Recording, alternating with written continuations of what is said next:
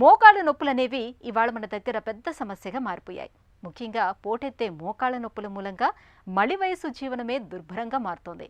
వయసు పెరుగుతున్న కొద్దీ మన కదలికలకు మూలమైన మోకీళ్లు అరిగిపోవటంతో పాటు వాటిలో గుజ్జు కూడా క్రమంగా తగ్గిపోతూ వస్తుంది. ఫలితంగా చాలా మందికి మోకాళ్ళ నొప్పులు మొదలైపోతూ ఉంటాయి.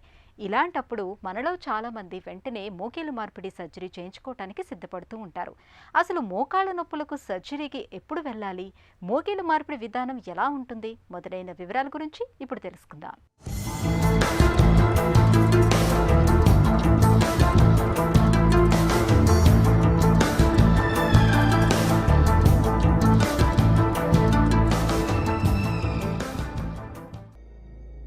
మోకాలు ఒక అద్భుతమైన అమరిక. శరీరం బరువును ఎక్కువగా తీసుకుని మనిషి నిలబడటానికి అవసరమైన అవయవం. అత్యంత సంక్లిష్టమైన నిర్మాణం కూడా. రోజువారీ కార్యక్రమాలలో మనకు తెలియకుండానే దాన్ని అనేక రకాలుగా ఉపయోగిస్తుంటాం. శరీరం బరువులో అత్యధిక భాగం దానిపై పడటం, విచక్షణారహితంగా దాన్ని ఉపయోగించడం వల్ల దానిపై పడే భారం కూడా ఎక్కువే. ఇటీవల పెరుగుతున్న స్థూలకాయం, బహుళ అంతస్తులలో నివాసం, ఎగుడు దిగుడు ప్రాంతాలలో నడక వంటి కారణాలతో మోకాలిలో నొప్పి సమస్య పెరుగుతోంది. ఫలితంగా కొద్ది దూరం నడవడం, కాసేపు స్థిమితంగా కూర్చోవడం, సులువుగా పైకి లేవడం, మెట్లెక్కడం వంటి చిన్న చిన్న పనులే మన పాలిట అతిపెద్ద కష్టాలుగా మారుతున్నాయి. సామాజిక సమస్యగా పరిణమిస్తోన్న మొండి మోకాళ్ల నొప్పులకు చాలా కారణాలే ఉన్నా వాటన్నింటిలోకి మోకీళ్ల చుట్టూ రక్షణగా ఉండే మృదులాస్థి దెబ్బతిన్నిపోవడం అన్నది ఎక్కువగా కనిపిస్తోందని చెబుతున్నారు డాక్టర్లు. మోకాళ్ల నొప్పి బాధిస్తున్నప్పటికీ మనలో చాలామంది డాక్టర్ని సంప్రదించి చికిత్స తీసుకోవడానికి వెనకాడుతుంటారు. అదే తగ్గిపోతుందిలే అని నిర్లక్ష్యం చేస్తుంటారు. నొప్పి మరీ ఎక్కువగా ఉన్నప్పుడు బ్రూఫెన్ వంటి నొప్పి నివారణలను లేదంటే చల్లటి ఐస్తో కాపడం పెట్టడంతో సరిపెట్టుకుంటూ ఉంటారు.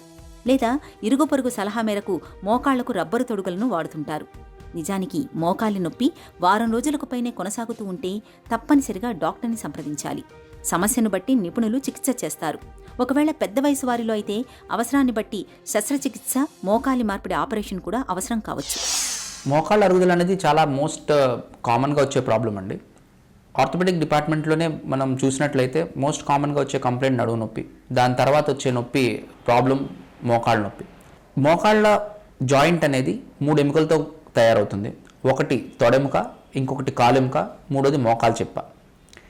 వీటికి చివరిలో మృదులాస్థి అంటే కార్టిలేజ్ అనే ఒక అత్యంత స్మూత్ స్ట్రక్చర్ ఒకటి ఉంటుంది, ఇలా ఈ బ్లూ కలర్లో ఉన్నట్టు.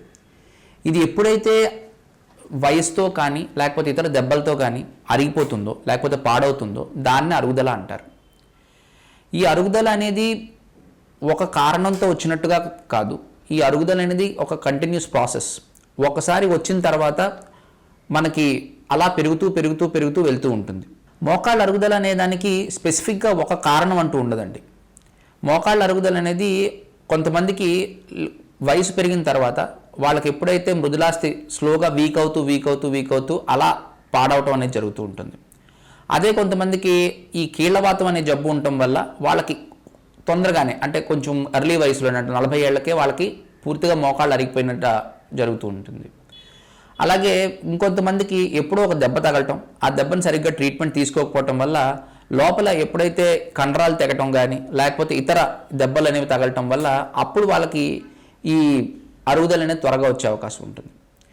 అలాగే ఎవరికైతే కొంచెం ఎక్కువ కింద కూర్చోవడం కానీ లేకపోతే ఎక్కువసేపు మెట్లు ఎక్కడం దిగటం కానీ లేకపోతే కొంచెం లావుగా ఉన్న వాళ్ళకి కానీ ఈ అరుగుదల వచ్చే అవకాశం కొంచెం ఎక్కువగా ఉంటుంది. అది ఎలా ఉంటుందంటే మొదటి దశలో కంప్లీట్గా ఇలా నార్మల్గా ఉన్నప్పుడు ఎప్పుడైతే ఈ మోకాళ్ళంతా ఈ గుజ్జంతా ఒకేలాగా ఉంటుందో మొత్తం అంతా అది ఇలా ఉంటుంది. అదే మొదటి దశలో అరుగుదల మొదలైనప్పుడు మోకాల్లోని లోపల పక్క ఈ మృదులాస్థి ఏదైతే ఉందో అది పోతుంది. ఇది మనకి ఇండియాలో 90% ఆఫ్ ద పీపుల్కి కాళ్ళు ఎప్పుడు తిన్నగా ఉండవు, కొద్దిగా వంకరగా ఉంటాయి. ఆ వంకరగా ఉండటం వల్ల మోకాలు లోపల పక్క అరుగుదల వచ్చి ఫస్ట్ ఈ లోపల పక్క ఇలా అరిగిపోతుంది అనమాట. బయట పక్క అంతా బాగుంటుంది. ఈ స్టేజ్లో వాళ్ళకి పెద్దగా నొప్పి రాదు. అంటే ఎక్కువసేపు నడిచినప్పుడు కానీ లేకపోతే బాగా ఎక్కువసేపు కింద కూర్చుని లేచినప్పుడు కానీ అలాంటప్పుడు మాత్రమే నొప్పి వస్తుంది ఈ ఎర్లీ స్టేజెస్లో. దశ పెరుగుతున్న కొద్దీ అంటే ఈ స్టేజ్ వచ్చేటప్పటికి మోకాళ్ళ లోపల రెండో పక్క కూడా పూర్తిగా అరిగిపోవటం, అలాగే ఈ స్టేజ్లో నొప్పి కూడా ఎక్కువ అవటం, ఇంతకుముందు 1 కిలోమీటర్ నడిస్తే వచ్చే నొప్పి కాస్త 1/2 కిలోమీటర్లకే రావటం, ఇలాగ వాళ్ళకి కంప్లైంట్స్ తాలూకా సివియారిటీ పెరుగుతూ ఉంటుంది. అలాగే వాళ్ళు చేయగలిగిన పని సైజ్ కూడా తగ్గిపోతూ ఉంటుంది.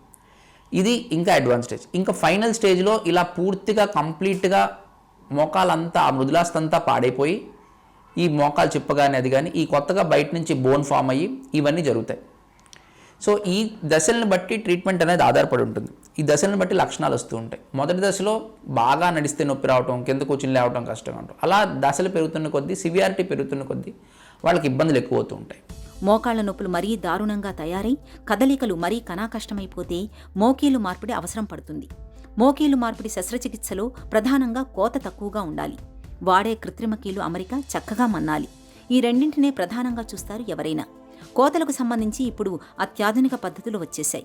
ఇక ఇప్పటిదాకా కృత్రిమ మోకీలు అమరిక కింద స్టెయిన్ స్టీల్ను చాలా కాలంగానే వాడుతున్నారు. ఈ స్టెయిన్లెస్ స్టీల్తో చేసిన కృత్రిమ కీలు దాదాపు 20 ఏళ్లకు పైగానే వస్తుందని డాక్టర్లు చెబుతుంటారు.